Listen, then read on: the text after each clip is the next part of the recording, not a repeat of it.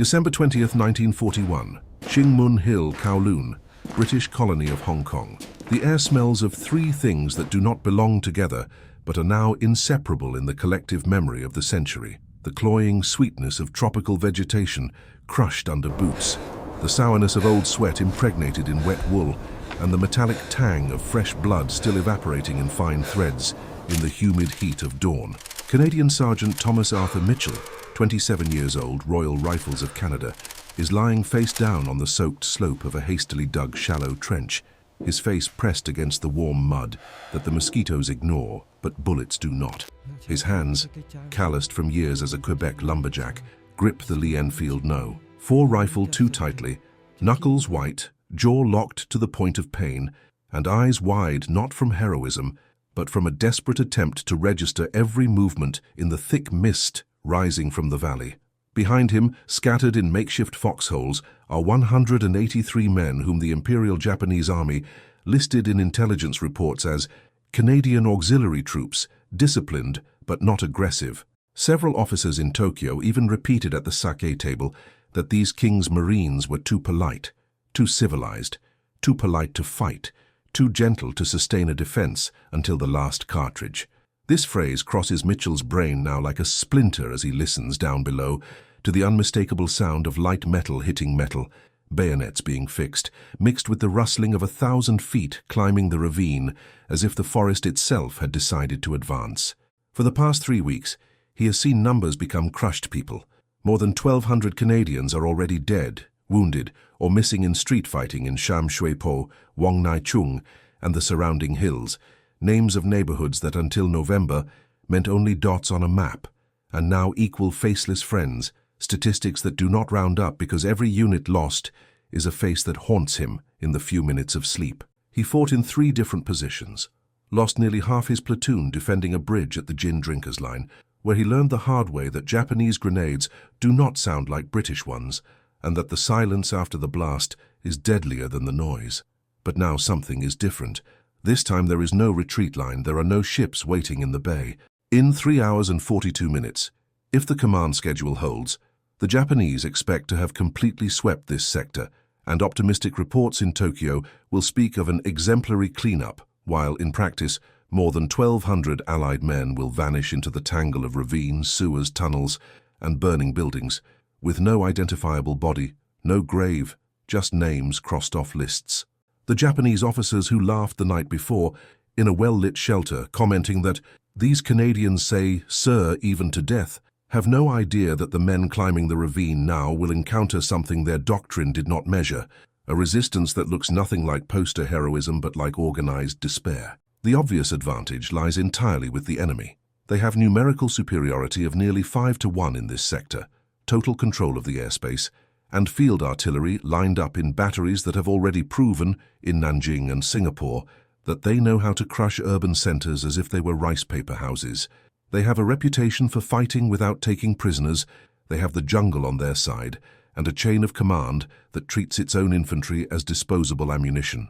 But what Thomas Arthur Mitchell and his 183 men bring to this slope is something the Japanese reports failed to internalize, a toxic combination of shame, accumulated rage from weeks of retreat, and the naked realization that no one is coming for them. And it is precisely this emotional mathematics, and not any modern gadget, that will ensure that when the sun sets over Hong Kong, Japanese officers will count bodies, cross-reference numbers, and realize with a cold epistemological delay that more than 1,200 soldiers they believed they had cornered simply disappeared into the mist, the fire, and the mud, leaving behind only empty craters, twisted weapons, and the kind of silence that, decades later, still wakes Canadian veterans in the middle of the night. To understand why the disappearance of 1,200 men represented such a psychological shock to the Japanese 38th Division, you have to go back to 1937. The Imperial Japanese military philosophy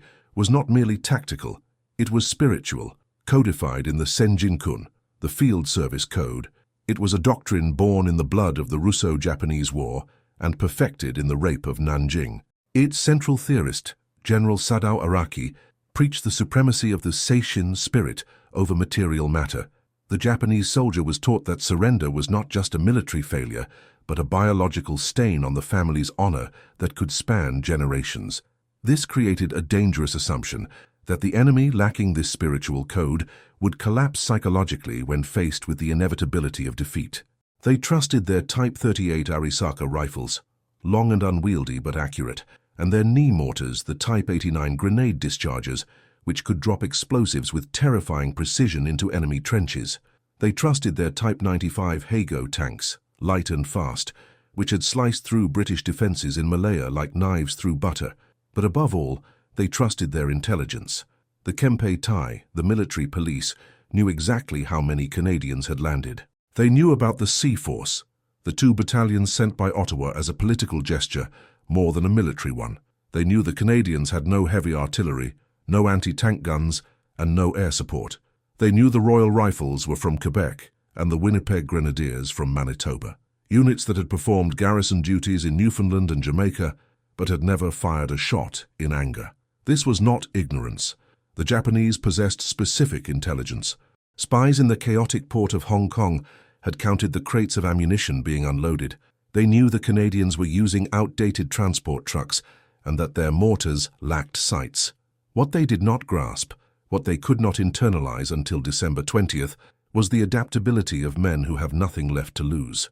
The Japanese preparation was meticulous for a conventional battle against a demoralized colonial garrison.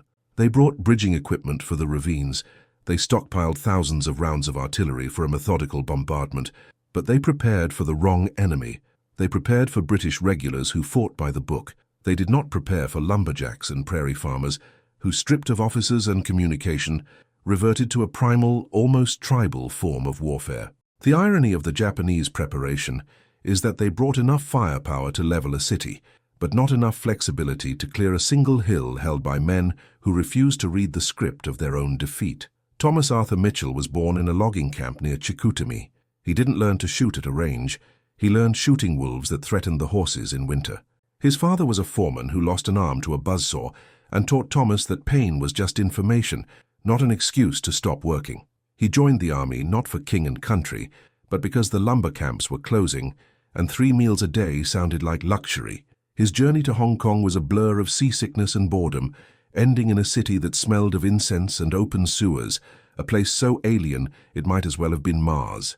He wrote to his sister Marie, "The mountains here are steep, but the trees are wrong. They don't smell like pine." He didn't know it was the last letter she would receive for 4 years.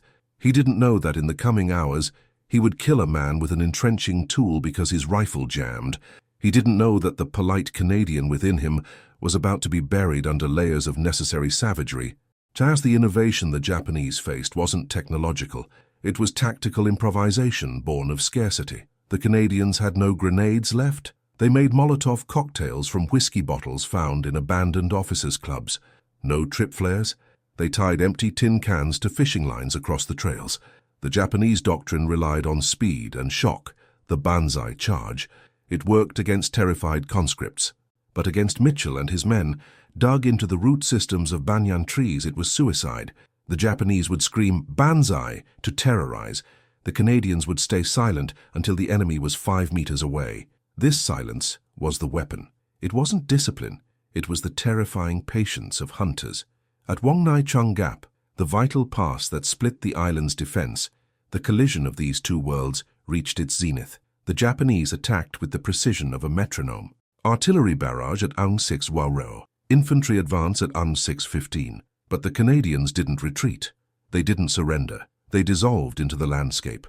A Japanese platoon would secure a building only to find grenades dropping through the floorboards from the attic. They would clear a bunker, only to be shot from behind by men who had let them pass. Brigadier John Lawson, commanding the West Brigade, found his headquarters surrounded. Instead of surrendering, he radioed his final message, going outside to fight it out. He walked out into a storm of machine gun fire with a pistol in each hand, an act of defiance that confused the Japanese commanders as much as it killed them. They couldn't categorize it. Was it Bushido? No, these were barbarians. Then why did they die like samurai? The climax at Shingmun was not a single battle, but a series of vicious, intimate murders. The Japanese Type 92 heavy machine gun, the Woodpecker, began to disassemble the Canadian trench line. Trees splintered, bodies came apart. Mitchell saw Private Shorty Evans, a kid from Winnipeg who played the harmonica, try to catch a grenade to throw it back. It detonated in his hand. There was no scream, just a pink mist and Evans staring at a stump where his future used to be. Mitchell didn't vomit. He didn't cry. He aimed his Lee Enfield. The bolt action was smooth, a mechanical comfort in a world gone mad. He shot the Japanese officer waving a sword. He shot the machine gunner. He shot the loader. He stopped shooting people and started shooting shapes. The Japanese kept coming, wave after human wave, stepping over their own dead with a terrifying indifference. The ammunition ran low. "Fix bayonets," the order was whispered, not shouted. The click of steel on steel was the sound of the end. When the Japanese finally overran the position at 10 a.m., they found the trenches empty of living souls. They found bodies, yes, but not enough. Where were the rest? Where were the 1,200 men? They searched the ravines. They burned the scrub. Nothing. The Canadians hadn't vanished into thin air. They had vanished into the earth, into the complex network of storm drains and forgotten tunnels, or simply merged with the piles of civilian dead in the chaos of the fall of Hong Kong. They became ghosts before they were even dead. The Japanese victory was absolute on paper, but hollow in reality. They held the ground, but they had not broken the enemy's spirit. They had merely displaced it. The polite Canadians had not fought like gentlemen. They had fought like cornered rats, and in doing so, they had scarred the psyche of the 38th Division. The bodies were never found, because there were no bodies left to find in the way a civilized army understands, only fragments of men mixed with the mud of a colony that had ceased to exist. And for Thomas Mitchell, now bleeding from 3 wounds, hiding in a culvert with rats gnawing at his boots, the war was no longer about winning. It was about refusing to give them the satisfaction of his death. He would survive the camps. He would survive the starvation. But he would never leave Shingmun Hill. Part of him would remain there forever, face down in the mud, listening to the sound of bayonets being fixed in the mist. By the time the white flag finally appeared over the governor's residence on December 25th, the day that would be remembered as Black Christmas, the shooting on Shingmun Hill had already stopped, replaced first by the wet thud of bayonets doing tidying up work, and then by an even more disturbing silence as the surviving Canadians were herded at rifle point down toward makeshift collection points, their uniforms stiff with dried blood and tropical mud, their eyes ringed in grey, as if someone had already drawn the first outlines of their future ghosts. In the ruined corridors of Wong Nai Chung Gap, Japanese staff officers walked with clipboards through air that still stank of cordite and burned wood, counting bodies by flashlight in rooms where wallpaper hung in blackened curls and ceiling fans had fused into twisted metal flowers, and somewhere between the columns of kanji and the smears of blood on the paper, they realized that the numbers did not add up. The 38th Division's reports spoke confidently of encircled enemy strength, approximately 1,200 Canadians and other Allied troops in the northern sectors, but the corpses on the ground, even allowing for those reduced to unrecognizable fragments, fell hundreds short, as if entire platoons had been erased from the topography rather than killed upon it. The missing men were not miracles. They were the byproduct of chaos. Some lay crushed under collapsed masonry that would not be cleared for months. Some had been dragged into storm drains and culverts where rising water and heat turned them into anonymous sludge. And many of those flagged in Japanese logs as vanished were in fact very much alive, starting a second, slower war behind the wire of Sham Shui Po and North Point prison camps, where dysentery, beriberi, and deliberate starvation would kill them with a patience that rifle fire never had. But to the officers in the divisional bunker on that first night of victory, poring over casualty tables while the city outside burned, the discrepancy felt like an epistemological insult, a reminder that even in triumph their picture of the battlefield had been fatally incomplete. Decades later, when a Canadian historian opened a declassified bundle of Japanese war diaries in a climate-controlled archive in Tokyo and found, between neat lines of brushstroke characters, a terse note from a regimental adjutant wondering why the Canadian Marines had resisted with unexpected ferocity and how so many of them had disappeared without leaving recoverable remains, Thomas Arthur Mitchell was an old man in Quebec who woke 3 times a week drenched in sweat because in his dreams he was still face down on that hill, listening to bayonets being fixed in the mist, and the historian, tracing with a finger the faint water stain where some long-dead officer's teacup had rested on the page, understood with a cold, delayed clarity that the real absence recorded there was not only the 1,200 bodies the Japanese never found, but the part of each survivor that never walked out of Hong Kong at all. For the survivors of Xingmun and Wang Naicheng, the silence of the surrender on Christmas Day 1941 was not an end, but a transition into a slower, more bureaucratic form of asphyxiation, a descent into a world where time was no longer measured in hours or minutes, but in calories and grams of rice, and where the politeness that the Japanese officers had so mockingly ascribed to them was stripped away layer by layer until all that remained was a raw, vibrating core of biological refusal to die. The journey did not stop at the barbed wire of North Point or Sham Shui-Po, those disease-ridden holding pens where dysentery moved through the barracks faster than any rumor, turning strong men into skeletal husks who wept from the shame of their own incontinence, but continued into the bowels of unmarked transport ships, like the Lisbon Maru, floating coffins of rusted iron where men were packed so tightly into the holds that they had to sleep standing up in a slurry of seawater, urine, and the vomit of the dying. Gasping for air that grew heavier with carbon dioxide with every hour, the hatches remained battened down against the American submarines prowling the South China Sea. Thomas Arthur Mitchell, the lumberjack who had learned to shoot wolves in Quebec, found himself 3,000 miles north in the freezing labor camps of Niigata, Japan, where the tropical rot of Hong Kong was replaced by a cold that shattered teeth and turned fingers into black, unfeeling claws, forced to haul coal in a shipyard for the very empire that had erased his regiment, his body consuming its own muscle mass until he weighed less than 90 pounds, and his vision blurred from the agonizing neuropathy known as electric feet, a sensation described by survivors not as pain but as walking on white-hot wires barefoot, a constant neurological screaming that denied them even the sanctuary of sleep.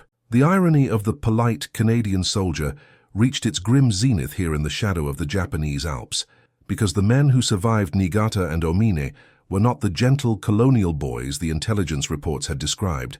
They had become feral adapters, men who learned to steal food with sleight-of-hand magic, under the eyes of guards who would behead them for a potato, men who learned to sabotage machinery with a single grain of sand in a bearing, men who maintained a secret, vicious discipline that had nothing to do with saluting officers and everything to do with keeping the man next to you from giving up and walking into the electric fence. When the liberation finally came in 1945, dropping from the sky not with a bang, but with the sudden, confused silence of guards disappearing into the hills after the flash over Hiroshima, Mitchell and the surviving ghosts of Sea-Force did not cheer. They simply sat down in the coal dust and wept, not from joy, but from the crushing exhaustion of holding up the weight of their own survival for 1,375 days. They returned to a Canada that did not know how to look at them, a country celebrating the victory in Europe, the liberation of Holland, the clean narrative of defeating Nazis, while these walking skeletons from the East brought with them a silence that was uncomfortable and jagged, a story of defeat and degradation that didn't fit the newsreels, so they buried it. Mitchell went back to the woods of Quebec, married a woman who learned never to touch his shoulder to wake him, and spent 40 years staring at the trees that finally smelled right. But the story wasn't over. It was merely waiting for the archaeology of the future to dig it up. In 2014, during the renovation of a damp basement in a suburb of Tokyo, a construction crew found a rusted tin box containing the personal diary of a Lieutenant Tanaka, a junior intelligence officer attached to the 38th Division in Hong Kong, and on page 58, dated December 21, 1941, the entry read, "We continue to search the ravines for the enemy main force. It is unsettling. We killed many, but the numbers do not match the resistance. It is as if we fought spirits who wore British uniforms, but fought with the desperation of demons. I fear we have killed their bodies but missed their hate." At almost the exact same time, across the ocean in a dusty attic in Chicoutimi, Mitchell's granddaughter found his own small, water-stained notebook hidden inside a false bottom of his old tool chest, and on the last page, scribbled in pencil so faint it was almost invisible, was the answer to Tanaka's fear, written not with politeness, but with the final, brutal clarity of a man who has seen the bottom of the world. "They think they beat us because they took the hill. They don't know that we are taking the rest of the war with us in our heads. We aren't soldiers anymore. We are the thing that waits in the dark for them to close their eyes." The two diaries, separated by an ocean and 70 years of silence, finally closed the loop on the mystery of the vanishing men. The 1,200 troops hadn't just disappeared into the mud of Hong Kong. They had been transmuted by the alchemy of trauma into a memory so heavy, so dense and so dark that it outlived the empire that tried to crush them, leaving behind a legacy that was not about victory or defeat, but about the terrifying endurance of the human spirit when it is stripped of everything except the refusal to be polite to the monster standing at the door. For decades after Black Christmas, the official story of Hong Kong in Canada was a footnote, a brief mention between the triumphs of Diepp's lessons learned and Normandy's eventual success, a defeat too painful and too complicated to fit into parades and classroom posters, and so the men of Seaforce went home and learned to make their own silence into armor. In Legion halls and logging camps, in prairie bars and quiet factory lunchrooms, they developed a code more rigid than any army regulation. You did not talk about bayonets in the mist. You did not talk about men who had shrunk into shadows in prison huts. You did not talk about how almost 2,000 Canadians had been sent to a fortress that would not hold, and how more than 500 never came back from the hills and the camps, except in the short, strangled phrases that slipped out in the dark when a wife or child pretended to be asleep and listened anyway. By the time the archives began to open and younger historians started tracing the thin, faded lines of ink in war diaries on both sides of the Pacific, many of the men who could have filled in the gaps were already in unmarked ground, their stories locked behind skulls that no one had ever dared tap. It was in those files, Canadian signals reports, Japanese unit logs, handwritten lists of prisoners loaded onto hell ships, that the shape of the vanishing finally became clear. 1,200 wasn't a ghost number. It was the sum of a broken reinforcement plan, a jungle battlefield no one had properly mapped, and a prison system designed not to record individual suffering, but to process bodies until they stopped moving. Each smudged name in those lists pushed back against the lazy myth that the Canadians had been too polite to fight, replacing it with a harder reality. They had fought until the machinery of an empire ground them down, and even then, many had simply slipped beyond the reach of any ledger that tried to balance the cost. Mainbo. In the late 20th century, as PTSD finally acquired a name that wasn't shell shock or nerves, the ghosts of Hong Kong began to seep into public view, not through speeches by generals, but through interviews with men whose hands still shook when they smelled burning rice. Documentaries and official histories started to acknowledge that the battle had been a political gesture, paid for in human bone, that the decision to send undertrained units halfway around the world without armor or air support had been less a strategy than a gamble with other people's lives. Memorials went up, bronze figures in Ottawa, plaques in Winnipeg and Quebec City, carefully tended stones in Hong Kong itself, and on those cold surfaces the names of the disappeared were carved as if to anchor them in a world that had once been so eager to lose track of them. For the families, though, the reckoning was always more intimate and less complete.